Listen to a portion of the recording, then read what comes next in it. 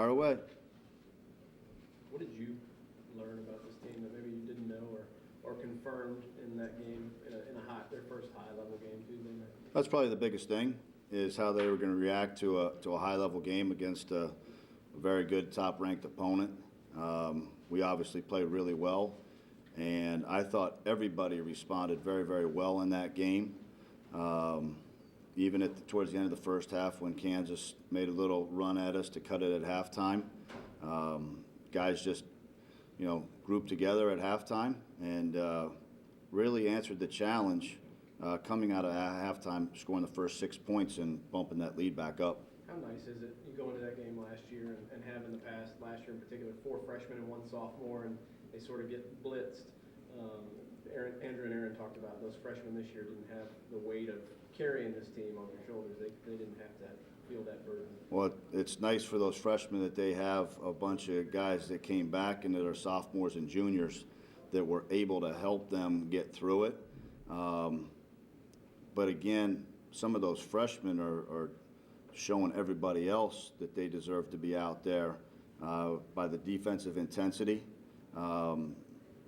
And I think it's helping both groups, and we get that every day in practice, so it's not abnormal for us to see that in a game situation. Tom, you seem to have a lot of guys who seem to be happy for the other guys. The guys on the bench are celebrating when the other unit is in, and I wonder if that's maybe more important when you're having a situation like this where you are asking guys to give up a little bit of themselves. This group genuinely likes each other. I think that we really, really benefited by our summer trip.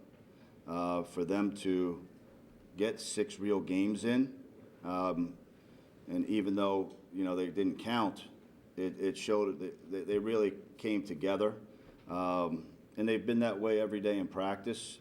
And we have great kids that you're right. They have given up some of their game, but they want to win, and I think they're doing what it takes to win when they're on the floor and when they're not on the floor. It takes a special player and a special person when you're not in the game to be actively involved, and they are every time they go in and out. In the last 2 games, especially the second half, defensive numbers have been very good. Is that wearing teams down? Is that the intensity? What is that? I think it's a combination of the both. Part of this platoon system. You see as it goes, the numbers as you go along, and we keep score. We have a scoring breakdown of each segment, if you want to call it that, and you can see where you do start to get in their legs. So it's something that the guys know we chart. It's important, especially on the defensive end. With our length and our athletic ability, there's no reason why we can't be a really good defensive team because of our size, and size with athleticism equals, it could be a problem for an opponent, and that's what it was, so we can pressure the ball a little bit more. We're doing a much better job of guarding the dribble. It's a little bit easier for us with bigger teams. You get into the exhibition games and, some of your, other non-conference games where you have small lineups.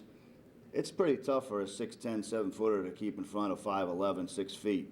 But we have a game plan, and the guys are doing really well with it. What's your most competitive, or maybe as a coach, most entertaining individual matchup in practice every day?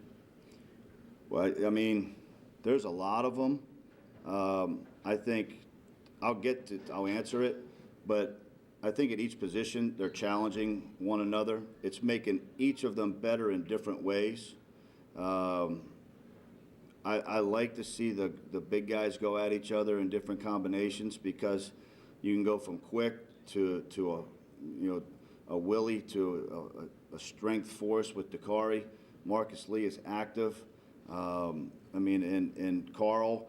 So we've sort of intertwined matchups. Right now, we're sticking with what we have until we think it needs to be changed. But the other thing about it is that each group feels really comfortable playing with one another, and why change it? John, Aaron said that you guys are emphasizing more this year getting out on the three-point shooters. Mm-hmm. Why? What's the difference? Well, we're so big that if we can keep them off the foul line and keep them off the three-point line, it's going to be tough to score. I mean, somebody's going to, teams are going to come in with the theory that we have to beat them from the three-point line. If we can do a good job of that and make them drive into our bigs, we like what our bigs do defensively, and it's an important stat. We just can't give away free points from the three-point line. Were you surprised at all that Kansas kept driving without any real sign of success? Well, I think probably what their game plan was to drive the ball. And they didn't differ from that. You'd have to ask Bill that question. But we did a good job. Each game we've gotten better of defending straight line drives, and that was the best we've done in 3 games. So from the first game of Grand Canyon until yesterday's the Kansas game, we've gotten better each and every game. We've seen Derek and Dominique, do special things at times when they've had their moments. As coaches, is your message to them just sort of patience, that your time will come here? Well, I think, Dominique went through it last year and came through in the NCAA tournament and played really well. And I think any player can look at what Marcus Lee did last year and was patient, and really stepped up for us. And that has just carried over into this year for him. His confidence has grown immensely. In foul trouble, they got to be ready. That's one luxury we have with having 12. We have 12 guys that can really play, and those guys know that whatever group, that if we need a guard sub or we need a forward sub, it would be one of those guys. What's the challenge you see for these next 3 games? I mean, what are you focusing on with this team? Well, we were off yesterday. We're getting ready to head to practice right now. I mean, I think that you have to keep building on what we did. I thought our communication was really, really good in the Kansas game. They followed the game plan perfectly. They paid attention to detail. In a quick turnaround time, that's like an NCAA tournament time turnaround. So I was pleased with that. And I just think getting better. The score might not be indicative of getting better, but we can see it as coaches. But the first step to that is today's practice, and just carrying on the things that we think we need improvement in.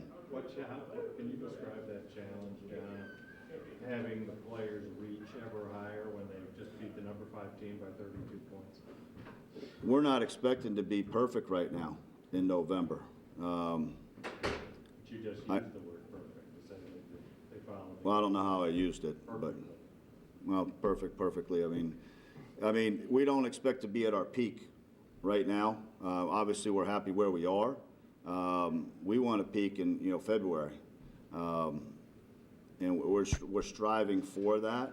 It's a thing where these kids got to understand where we are right now and what they have to do individually and what we have to do as a team to keep coming together as a unit to perform. Is there something you try to tell them to make that point with them? You know what I mean? I mean, I understand what you're saying, but again, 32-point win.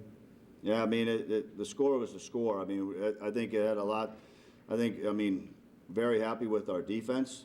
We made them take tough shots. We blocked 11 shots. We need to get better offensively, for sure. We have to get out and transition a little bit more. The message for these guys is just each and every day we have to get better at what we need to do as a team, whether it's defensively or offensively. And if we do that, we know that we're going to give it our best effort when we go out there, and hopefully, tomorrow shows improvement for us. And that's why I said earlier, the score may not be indicative of did we get better, but in our eyes, did we see it, and we'll see tomorrow. Thanks, guys.